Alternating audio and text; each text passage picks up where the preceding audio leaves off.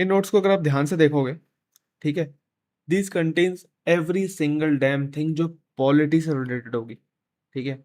GS2 का जो polity का पार्ट होगा उसमें कुछ भी अंडर द सन अगर पूछा गया है अभी तक यूपीएससी के एग्जामिनेशन में, वो यहाँ पर है। अब हाँ, मैंने यूपी पीसीएस का कंसिडर नहीं करा है यहाँ पर, इसका मतलब ये नहीं है कि कंसिडर हो नहीं सकता। रीजन इज, पहली बात सिलेबस सेम है, दूसरी बात यूपी पीसीएस जो क्वेश्चन पूछता है वो कहीं ना कहीं यूपीएससी वाले ही होते हैं, बट उनकी लैंग्वेज जो होती है वो काफी इजी होती है, जो कि हमने देखा है। इसीलिए जो एक हमने जो नोट्स का पैमान वो रखा है ना, मापदंड रखने के लिए एक, कि हमें कंपेयर किससे करना है, तो ऑब्वियसली अपने से तगड़े बंदे से ही अपने यहाँ कंपटीशन होता है, छोटे वाले से या बराबर वाले से कंपटीशन नहीं होता। ठीक है, अब देखते हैं चीजें हैं क्या। अभी इसमें काम बचा है करने को। सो ये पीडीएफ जो है आपको मंडे को मिलेगी। ओके, नाउ समझो इस बात को। सबसे पहले कि जब मैं बात करता हूँ पॉलिटी के नोट्स में, सबसे पहले आपको मिल जाता है यहाँ पर बेसिकली क्वेश्चन कौन से जो यूपीएससी मेंस में पूछे गए हैं। और जब मैं मेंस के क्वेश्चंस की बात करता हूँ तो उन्हीं से रिलेटेड, फॉर एग्जांपल देखोगे कॉन्स्टिट्यूशनल मोरालिटी पे क्वेश्चन आया, इस क्वेश्चन को पढ़ते हैं। Constitutional morality is rooted in the constitution itself and is founded on it's essential facets. Explain the doctrine of constitutional morality with the help of relevant judicial decisions. अब again question की हमने class में discuss किया है, question की direct demand क्या है, constitutional morality का डॉक्ट्रिन हमें समझाना है with the help of relevant judicial decisions. But इसकी क्वेश्चन की जो इनडायरेक्ट डिमांड जो है वो पहली लाइन से ही मीट होती है। Constitutional morality is rooted in the constitution itself and is founded in its essential facets.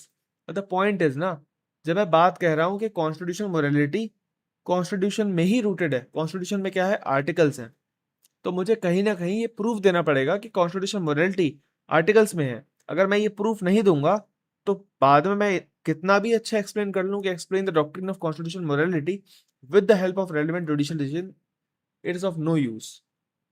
ठीक है, सेम क्वेश्चन 2025 में पूछा गया, थोड़ा सा ट्वीट कर दिया इस क्वेश्चन को। नाउ कॉन्स्टिट्यूशनलाइजेशन पे क्वेश्चन आ चुका है एनवायरमेंट प्रॉब्लम से रिलेटेड। अब क्योंकि किसी थीमेटिक पर थीम पर क्वेश्चन पूछा गया है तो हम इसके भी डिफरेंट डिफरेंट थीम्स बना के देख लेंगे इसी क्लास में कि और क्या क्या थीम्स पे क्वेश्चन पूछा जा सकता है, तो मैंने वो भी कवर कर दिया आपके लिए। Explain the constitutional perspectives of gender justice with the help of relevant constitution provisions. Again gender justice की बात हो रही है, इसके अलावा और क्या हो सकता है वो भी कवर है। सबसे पहले, अब क्योंकि कॉन्स्टिट्यूशनलिज्म कॉन्स्टिट्यूशनल मोरालिटी थोड़े ऐसे टर्म्स है जो फिलोसफिकल टर्म्स हो सकते हैं, पॉलिटी का वो वाला पार्ट है जो फिलोसफी से टच करता है। ठीक है, तो आप इस समझो इसका सबसे प्यारा इंट्रोडक्शन जो हो सकता है वो कोट बेस्ड हो सकता है।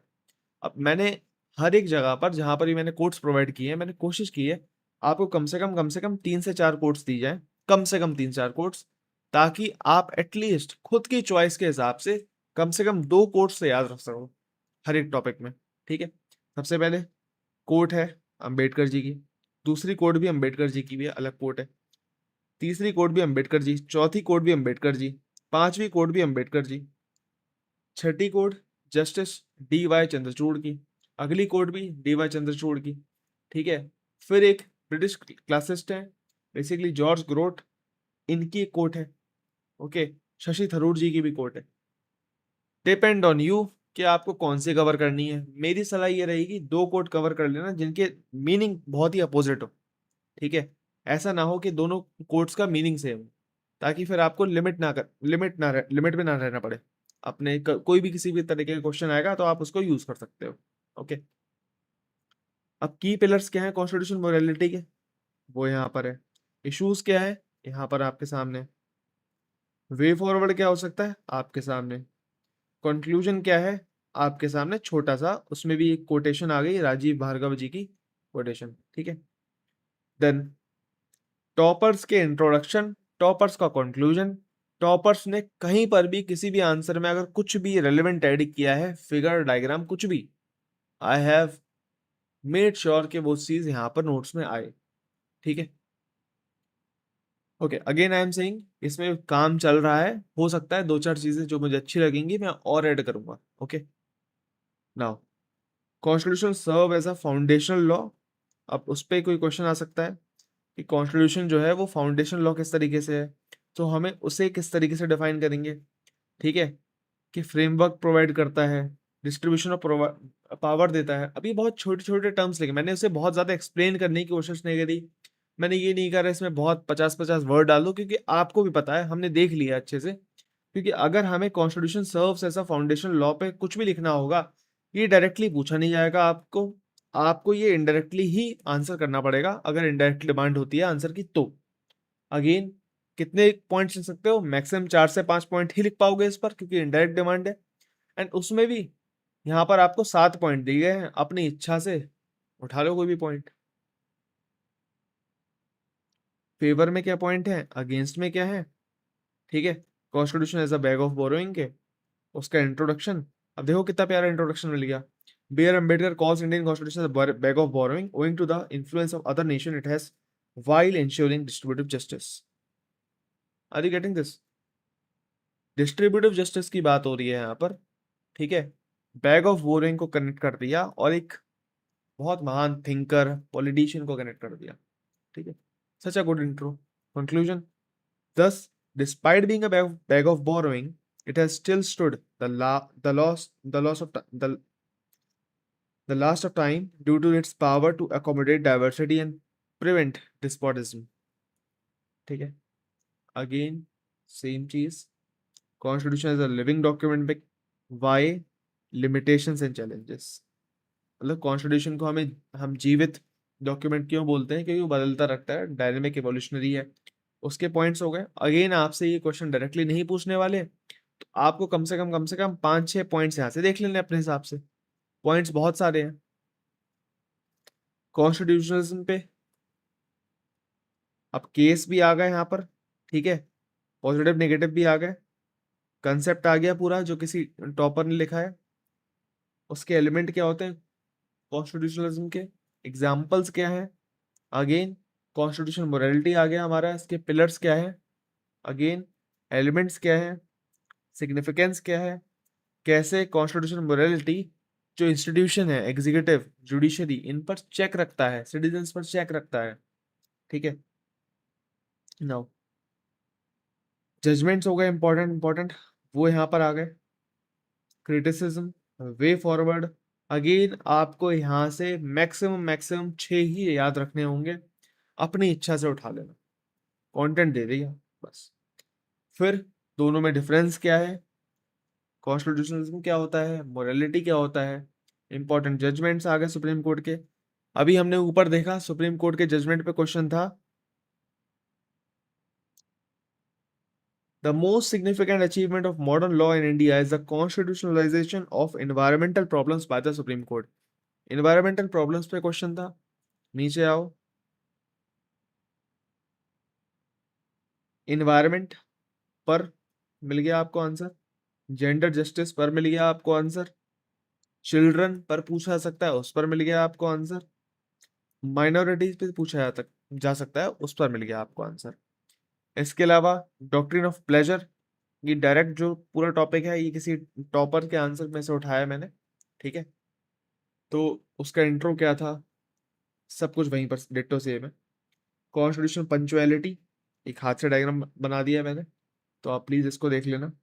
उसमें क्या वे फॉरवर्ड हो सकते हैं, अगेन आप देखोगे ना, वे फॉरवर्ड 1.2 3 4 5 6 7 8, 8 पॉइंट कभी भी आप वे फॉरवर्ड में लिखोगे नहीं, चाहे 20 नंबर का क्वेश्चन है, 30 नंबर का, 50 का भी आ जाए, नहीं लिख पाओगे, है ना। मैक्सिमम यूपीपीसीएस में आता है 15 नंबर का क्वेश्चन, ठीक है, सॉरी 12 नंबर का क्वेश्चन, और यूपीएससी में आता है 15 नंबर का क्वेश्चन, ठीक है। आप इतना लिख ही नहीं पाओगे, मैक्सिमम 4 वे फॉरवर्ड आपको याद रखने हैं, सिंपल। साइलेंट फीचर्स, इसमें प्रीएम्बल से इमरजेंसी तक का पूरा रहता है। तो सबसे पहले प्रीएम्बल, हल्के बेसिक फैक्ट्स आ गए, उसके कुछ की टर्म्स पर क्वेश्चन आ चुका है पहले, ठीक है, 2016 में आया था शायद, एडजेक्टिव्स ऑफ प्रीएम्बल करके क्वेश्चन था 16 या 18 में। तो सोशलिज्म क्या है, उसके चैलेंजेस क्या है, थिंकर्स कौन कौन से important, supreme court judgement, way forward. Secularism क्या है, पूरा वेस्टर्न और इंडियन, अब ये देखो फ्रेंच और इंडियन सेकुलरिज्म पे, वेस्टर्न इंडियन सेकुलरिज्म पे डिफरेंसेस कई बार पूछे जाते हैं। सिंपल सी ये टेबल है, इसको रट्टा मार लो, खत्म करो, कुछ भी नहीं इसके अलावा आपको लिखना है, ठीक है। थ्रेट्स क्या है सेकुलरिज्म को, अब हमने देखा था जब भी हम सोचते हैं तो अलग अलग डायमेंशंस के पर्सपेक्टिव से सोचते हैं। सो सेकुलरिज्म को थ्रेट क्या है इन political dimension, social dimension, legal dimension, global dimension, media. ज्यादा याद रखने की जरूरत नहीं है, सब में से दो दो पॉइंट अपनी मर्जी के याद रख लेना बस। ठीक है। स्कॉलर्स कौन से हो सकते हैं, उन्होंने क्या बोला है, मैक्सिमम दो, यहाँ पर भी मैक्सिमम दो शरीर। ठीक है। सुप्रीम कोर्ट जजमेंट बहुत सारी लिखी हैं, मैं फिर से बोल रहा हूँ बहुत सारी लिखी हैं, अपनी इच्छा की कम से कम दो याद रख लो बस। ठीक है।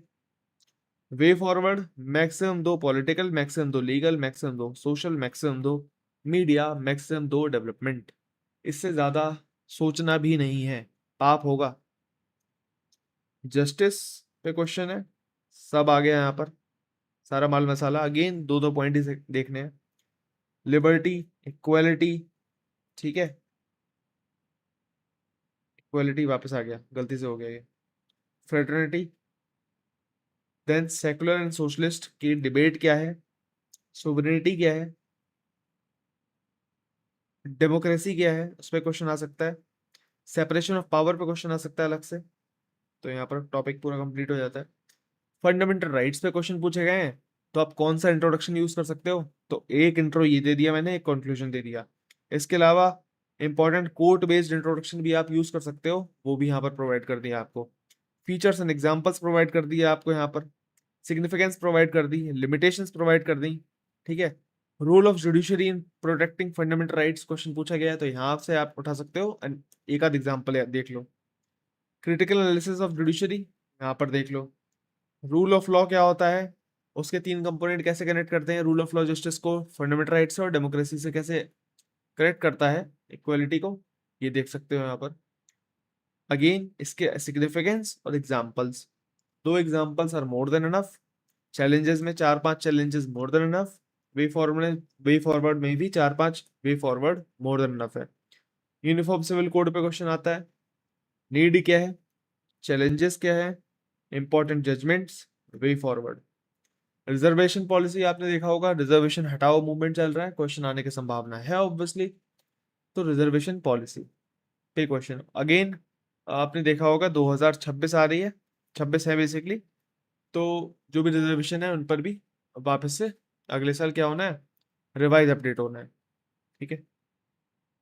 सो रिजर्वेशन पॉलिसी कोड्स जो आप यूज कर सकते हो, एक प्रॉपर ग्राफ, इसको रट्टा मार लेना, इसको यूज करना है आपको। ठीक है। देखो कोई सा ये कोई बड़ा ग्राफ नहीं है, ये हम नॉर्मली हम जानते हैं कि 50% जो रिजर्वेशन था वो SC ST OBC के लिए था, उसके अलावा 10% कर दिया गया किसके लिए, EWS के लिए, वही है। और 40% क्या है, मेरिट बेसिकली नॉर्मल है, मेरिट वाइज, बाकी सब रिजर्व्ड है, ये हमें पता है। बट एक ऐसा ग्राफ बना दोगे ना, आधा नंबर एक्स्ट्रा मिलेगा फ्री का। रिजर्वेशन के क्या ग्राउंड्स हैं सबके लेके यहाँ पर है, राइजिंग डिमांड्स क्या है, चैलेंजेस क्या है, जजमेंट्स कौन सी हैं, दो जजमेंट याद रख लो अपने हिसाब से, प्रमोशन में कैसे होता है, सब कुछ है। ठीक है। मैं वापस से अब सब कुछ डिटेल में नहीं बताऊंगा, मैं सिर्फ और सिर्फ आपको टॉपिक्स बता दूंगा फटाफट। Caste census covered. अब अच्छा, इसमें कास्ट सेंसस कवर्ड हो गया, सही बात है, बट इसमें ऑब्वियसली कहीं भी अगर डेटा होगा तो वो पुराने सेंसस के हिसाब से होगा। जब नए सेंसस का डेटा आ जाए, रिलीज हो जाए, तो अपने हिसाब से अपडेट कर लेना। सब subcategorisation OBC covered. Right to freedom covered completely, बहुत डेप्थ में कवर किया right to freedom. Right to be forgotten covered, बहुत डेप्थ में कवर हुआ है ये भी। सेडिशन लॉ पूछते हैं आपसे, वो भी कवर हो गया पूरा। अंडर ट्रायल्स कवर हो गए, जो भी इसमें डेटा फैक्ट था वो भी। राइट टू प्रोटेस्ट हो गया कवर, अगेन अभी अब देखा बहुत प्रोटेस्ट चल रहे हैं, हो सकता है क्वेश्चन पूछा जाए, तो हमने वो भी कवर कर लिया। डिजिटल राइट्स पे कौन कौन से 8 एंगल्स हैं जो आपको ध्यान रखने हैं, उनके कीवर्ड्स हैं, सब कवर्ड है। Digital right covered. Phone tapping के अगेंस्ट पूछा जाता है question, covered. Freedom of press done. Censorship in India, again ये मैं बता रहा हूँ फिर से, रॉ नोट्स हैं, स्पेस आपको अननेसेसरी देखने को मिलेगा, मेरी कोशिश है मैं कल तक इसे सही कर दूँ। सेंसरशिप, कोर्ट वोट आ गई, सब कुछ आ गया, अपने हिसाब से यूज करना है आपको, यूज करना भी सिखा चुका हूँ मैं। अब यूज यूज तो नहीं करूंगा ना मैं ऑब्वियसली, 4-5 नीड रख लो याद, 4-5 आर्ग्यूमेंट्स रख लो अगेंस्ट में, सुप्रीम कोर्ट जजमेंट देख लो 2, OTT regulation done, cinematograph act done जो 2023 में आया था, कोऑपरेटिव्स कवर्ड, कोऑपरेटिव्स में भी 8 डायमेंशंस होती हैं, 7-8 वो भी हैं, कवर हो गई। Multi state cooperative societies amendment act आया था 2022 में, done. Right against self incrimination, हाँ जी श्वेता। हाँ जी sir. Right against self incrimination कौन से आर्टिकल में? क्या sir? Right against self incrimination, अरे सर ये क्या पूछ लिए, तो प्रीलिम्स की क्लास थोड़ा चल रही है। कोमल कौन से आर्टिकल में है? सर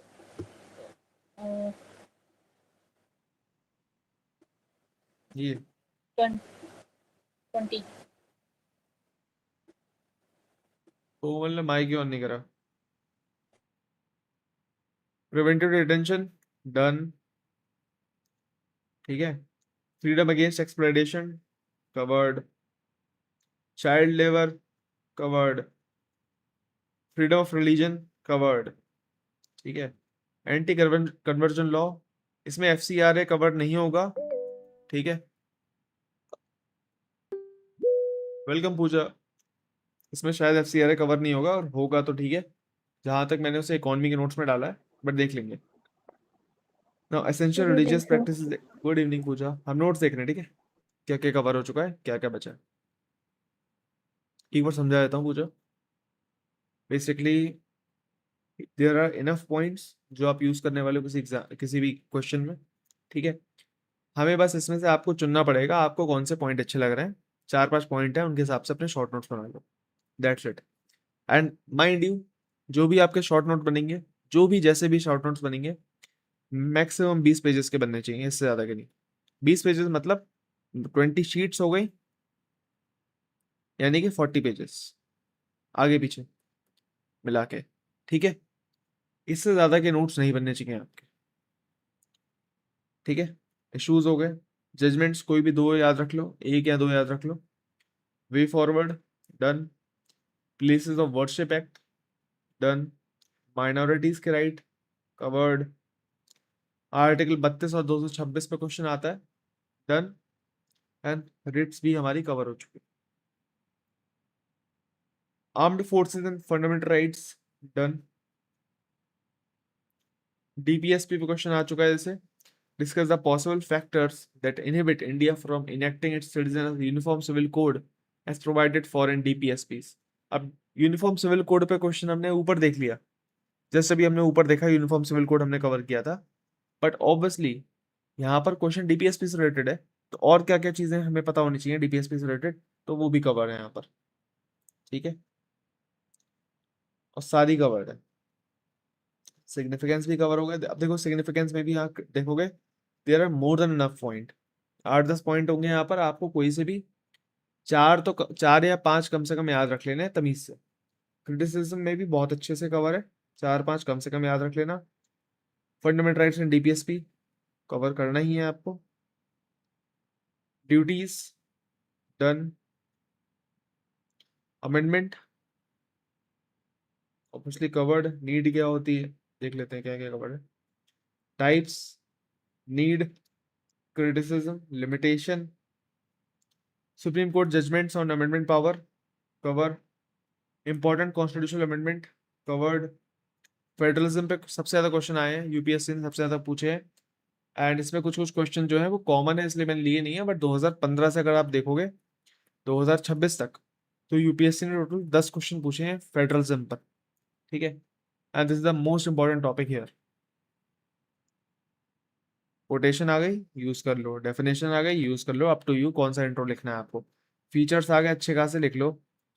प्रोविजंस आ गए कॉन्स्टिट्यूशन की, यूनिटरी फीचर्स अगर ऐसे पूछेगा तो वो लिख लो। सिग्निफिकेंस क्या हो गई, एसिमेट्रिक फेडरलिज्म क्या होता है उसकी डेफिनेशन, उसके एस्पेक्ट्स, वर्टिकल फेडरलिज्म क्या होता है, हॉरिजॉन्टल एसिमेट्री क्या होती है, बेसिकली फिजिकल एसिमेट्री क्या होती है, and there is a need for asymmetric federalism, क्यों नीड है वो भी कवर है। इश्यूज क्या है वो भी कवर्ड हो गए। वे फॉरवर्ड क्या है वो भी बहुत अच्छे से कवर हो गए। एंड कुछ कुछ एग्जांपल्स जब हम बात करेंगे फेडरलिज्म की, तो कुछ एग्जांपल्स जो कि कहीं भी कवर है। ओके कोमल, कोमल यस सर। जरा एक बात बताना, इसका मतलब क्या होता है? सर जहाँ पे सेंटर और स्टेट की जो पावर होती है वो डिवीजन होती है, मतलब डिवाइडेड होती है, फेडरलिज्म से कहते हैं। श्वेता क्या मतलब होता है? फेडरलिज्म जो है सेंट्रल गवर्नमेंट और जो स्टेट गवर्नमेंट होती है उसके बीच में पावर डिवाइड का काम करता है। Federalism is a term that decentralisation.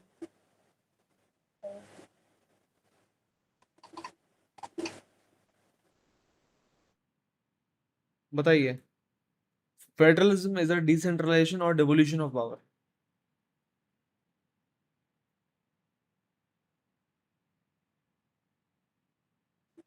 फिर डेवोल्यूशन ऑफ पावर।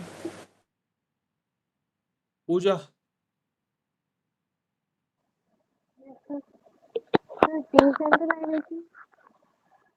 डिवोल्यूशन क्या होता है पता है किसी को? Yes sir. बताइए। सर सर डिसेंट्रलाइजेशन के तीन मतलब होते हैं। डिवोल्यूशन एक बताओ तो बस। होता है, हाँ वही बता रहे हैं, डिवोल्यूशन भी, यहाँ पे भी पावर का डिवीजन करते हैं हम, लेकिन यहाँ पे अथॉरिटी कम रहती है, ऑटोनॉमी कम रहती है, यहाँ पे हमें रिस्पॉन्सिबिलिटी ज्यादा होती है, मतलब पावर हमें कम मिलती है लेकिन हम रिस्पॉन्सिबल ज्यादा होते हैं, जिसमें हमें ये जो डिसीजन मेकिंग पावर दी है। हाँ जी, श्वेता समझ आया नहीं आया? समझाऊं? हाँ सर। डिसेंट्रलाइजेशन क्या है? Decentralisation is also basically devolution भी अपने आप में डिसेंट्रलाइजेशन है, समझो। अगर डिसेंट्रलाइजेशन ये है, ठीक है, ये बॉक्स, तो एक छोटा सा हिस्सा उसका क्या है? डिवोल्यूशन। ठीक है, डिसेंट्रलाइजेशन भी पावर को डिवाइड करता है, ठीक है, डिवोल्यूशन भी पावर को डिवाइड करता है, बट एक जो बेसिक डिफरेंस है ना दोनों में, वो ये है, डिवोल्यूशन में आपको अथॉरिटी मिलती है उस पावर को चेंज करने के अपने हिसाब से, एंड यही किस में मिलता है? स्टेट्स को मिलता है। ओके, तो बेसिक डिफरेंसेस हैं जो आपको पता होने चाहिए।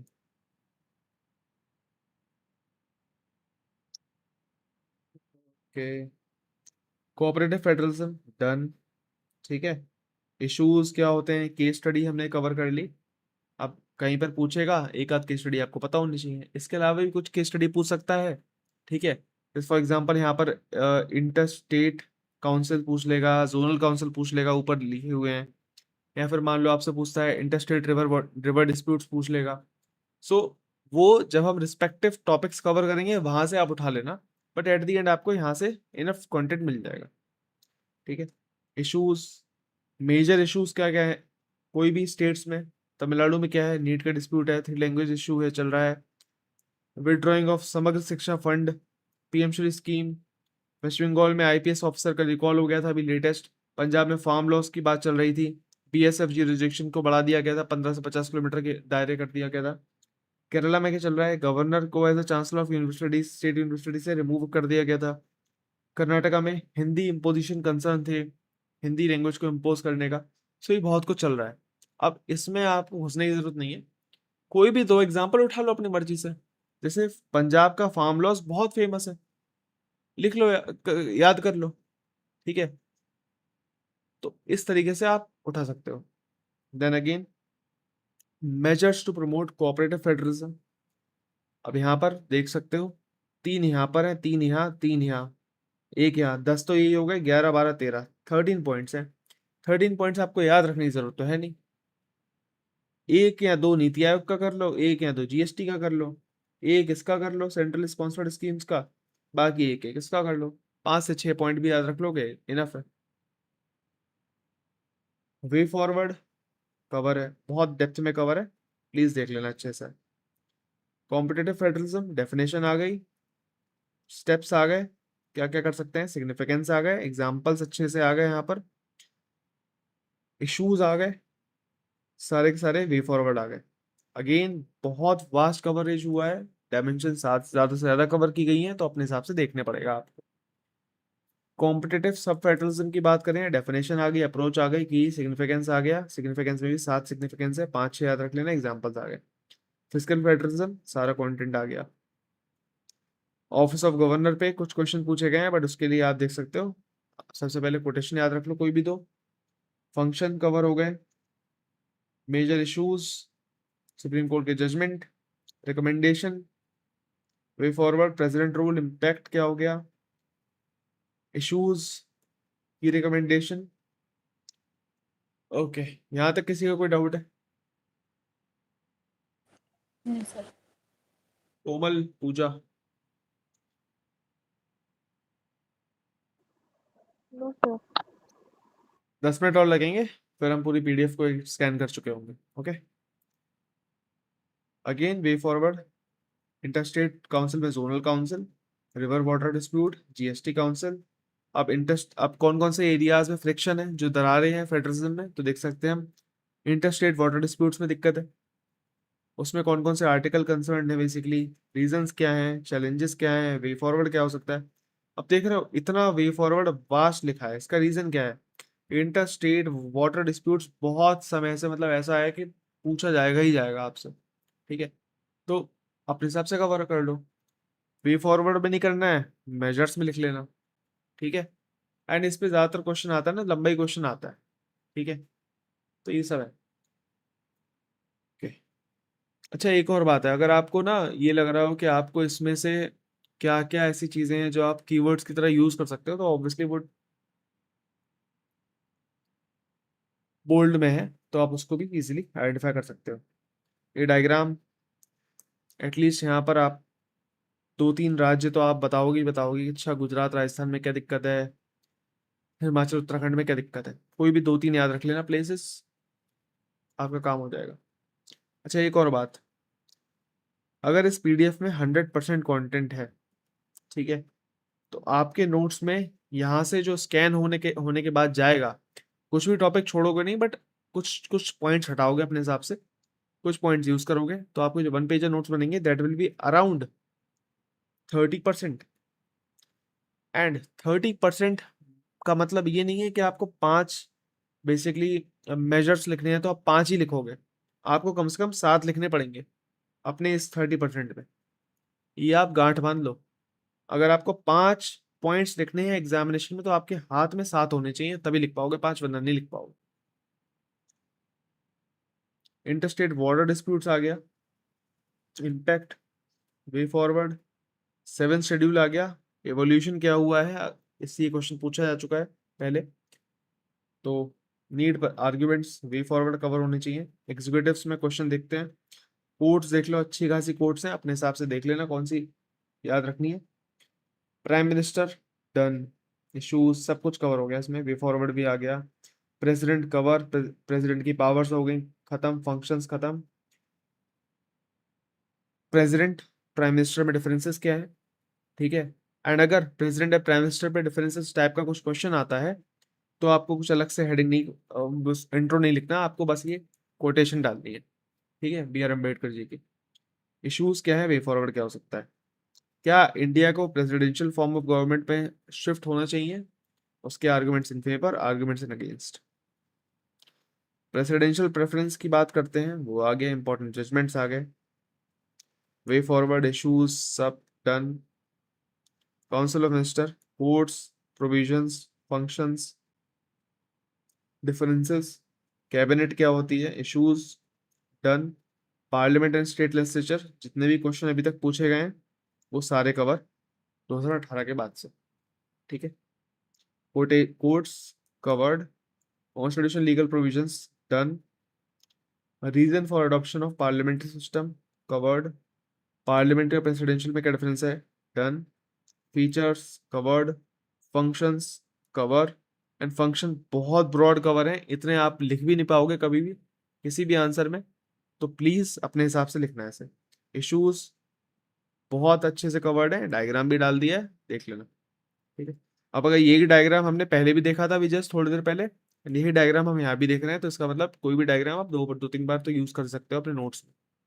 एंड जितना कॉमन आपकी डायग्राम रहेंगे उतना बढ़िया आप रिटेन रख पाओगे, क्योंकि आपको फालतू की इन्फॉर्मेशन ज्यादा याद नहीं रखनी पड़ेगी।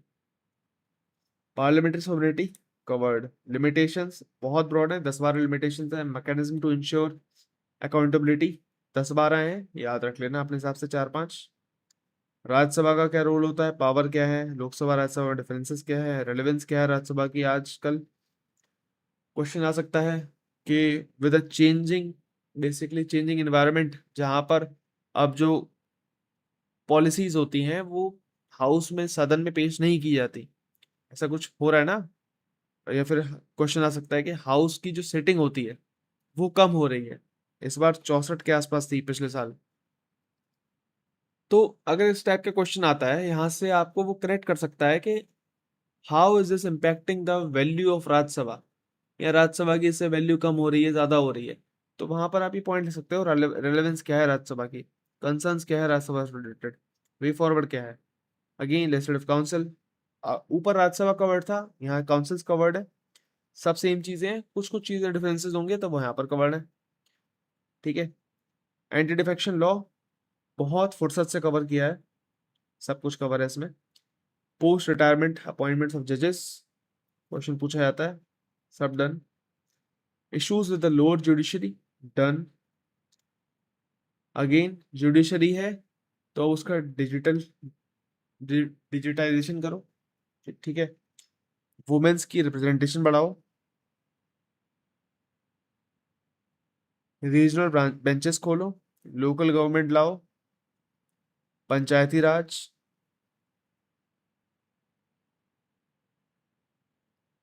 पेसा एक्ट,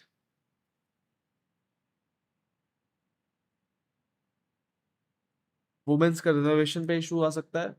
एंड ये क्वेश्चन इस लाइट में भी पूछा जा सकता है आपसे, अभी जो बिल आया था जिसको हटा दिया गया, नारी शक्ति बंधन अधिनियम था शायद नाम, तो उससे रिलेटेड पूछा जा सकता है।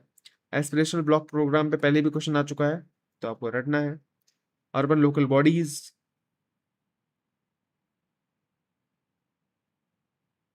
म्युनिसिपल बॉन्ड,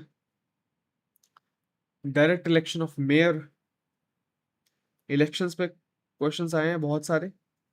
दो कोर्ट, इलेक्शन किस तरीके प्रोसेस क्या है पूरा, रिप्रेजेंटेशन ऑफ पीपल एक्ट 1950 और 1951, इस पे क्वेश्चन पूछे गए हैं, पूछे जा सकते हैं। बट अगेन आप इसी कंटेंट को तमीज से अगर यूज कर लेते हो तो इसके अलावा आपको किसी भी चीज की जरूरत नहीं पड़ेगी। अगर पड़ेगी तो मैं बेसिकली भी टॉपर्स की नोट्स देख रहा हूँ, तो वहां से कंटेंट में एड ऑन करता रहूंगा, ठीक है। Election petitions, election commission of India, model code of conduct. अच्छा, अभी 2025 के यूपी पीसीएस में क्वेश्चन पूछे गए थे बहुत सारे। ईवीएम कब आई, वीवीपैट कब आया, एनवीएसपी कब आया, इलेक्ट्रल रोल मैनेजमेंट कब आया, स्वीप, तो ये बेसिकली यहाँ पर भी कवर्ड है, तो इसको देख लेना एक बार। कुछ कुछ चीजें प्रीलिम्स पॉइंट ऑफ व्यू से भी जरूरी है आपके सामने। Model code of conduct done. Politics में क्रिमिनल्स आ जाते हैं, उससे क्या इश्यूज होते हैं, कवर्ड। इंट्रा पार्टी डेमोक्रेसी क्या है, हेट स्पीचेस पे क्वेश्चन आ सकता है, डन। अभी कुछ टॉपिक्स हैं, जैसे कॉन्स्टिट्यूशन हो गया, हेट स्पीचेस हो गया, ये कुछ ऐसे टॉपिक्स हो गए जो या तो GS2 में पूछ लेगा या वो सीधे GS4 में पूछेगा, तो ये कॉमन चीजें हैं, तो आपको यहाँ पर देखने को मिल जाएंगी। ओपिनियन पोल, एग्जिट पोल में इशू चलता रहता है, ठीक है, तो वो भी आ गए। पार्टी सिस्टम क्या है, ओके। पॉलिटिकल पार्टीज जो आरटीआई के अंदर है, आनी चाहिए नहीं आनी चाहिए। इलेक्टोरल फंडिंग की बात करते हैं, वो भी done. Electoral bonds covered. Changing voting pattern covered. Proxy voting for NRIs done. One nation one election done, बिल्कुल हॉट टॉपिक है ये। Role of media, okay. And and different इसके बाद जितनी भी स्टेट्यूटरी एंड कॉन्स्टिट्यूशनल बॉडीज हैं वो cover हो गए। जैसे देख लेते हैं एक बार, चीफ इलेक्शन कमीशन चल रहा है ये। इसके अलावा यूपीएससी आ गया, फाइनेंस कमीशन अगेन। अगर यूपीएससी की बात कर रहे हैं तो हम स्टेट यूपीएससी की सॉरी स्टेट पीसीएस की बात नहीं कर रहे हैं यहाँ पर। ऑब्वियसली ये तो सेम ही पॉइंट रहेंगे ना, कुछ नया तो रहेगा नहीं। State finance commission covered, GST council covered, national commission for SC ST OBC cover, एक ही साथ। सभी के सब चैलेंजेस सेम है, सबके फंक्शन सेम है लगभग। Special officer for linguistic minorities done, CAG done, NITI Aayog covered, NHRC. अब एनएचआरसी कवर हो गया तो एसएचआरसी भी अपने ऑटोमेटिकली कवर हो गया, क्योंकि सब कुछ सबके सारे फैक्ट सब कुछ सेम रहेगा, अलग से नहीं पूछेगा। Central information commission done, vigilance commission done, bureau CBI cover, Lokpal लोक आयुक्त done, competition commission of India होता है, कंपटीशन अमेंडमेंट एक्ट था वो भी कवर हो गया, SEBI covered. These are the notes my friends. इसमें कुछ कुछ चीज़ें अपडेट्स होनी है अभी, कल रात को या परसों सुबह आपको ये नोट्स मिल जाएंगे। कोई डाउट है तो पूछ सकते हो।